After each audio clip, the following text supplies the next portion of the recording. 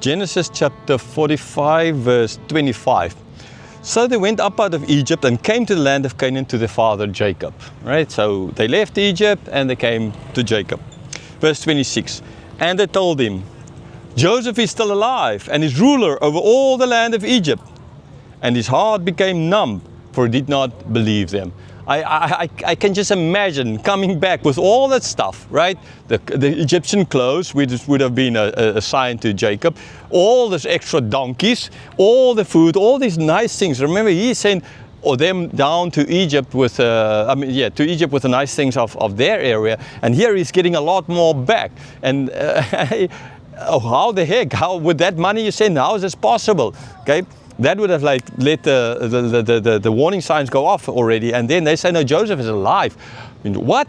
You told me that Joseph was torn by an animal, you found his clothes, a wild animal, you found his clothes, and now you want to say, how the heck is that even possible? This wild animal, he tore, there's a blood on it, and Joseph was there lying, languishing, and this wild animal didn't finish him off, and then somebody got him and sold him to a slave. No. That seems like totally impossible. So, but the fact of the matter is, the text is not making any point of how Jacob reacted, in the sense of like, who told him? They told him. Who was the spokesperson? In the other cases, we see Judah being a spokesperson. In this case, we don't see any spokesperson. We just see they. So all of them together telling this. So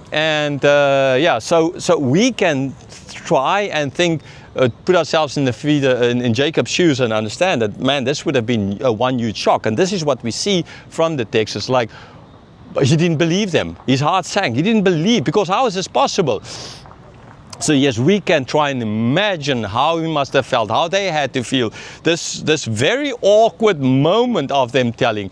I remember one thing I did as a kid where I hit a ball, and I was so grateful, but the ball fell in the roof of the house, and it basically made a hole in the roof. And until today, I haven't, and now I'm telling, if my mother's watching this the first time, they say, I went back into the house to tell my mother, and I just couldn't, because I knew what would happen, and now this is the first time in my life I'm telling this story to anyone.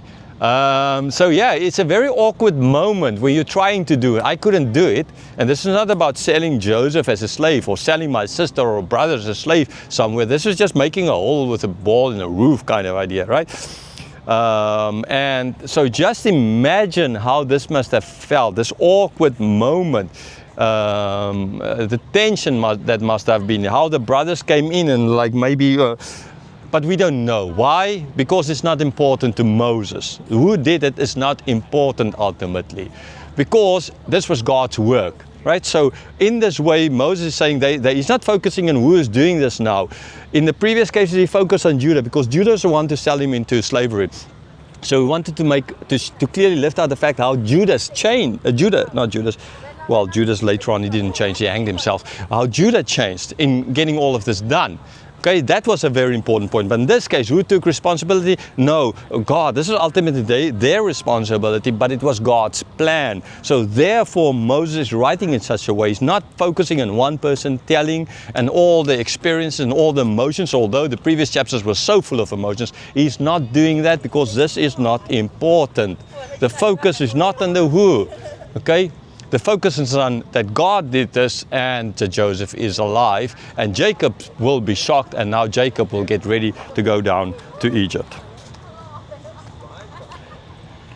Verse 27, but when they told him all the words of Joseph, which he had said to them, and when he saw the wagons that Joseph had sent to carry him, the spirit of their father Jacob revived. So how did Jacob in the end believe them? He saw with his eyes. He saw everything that Joseph sent.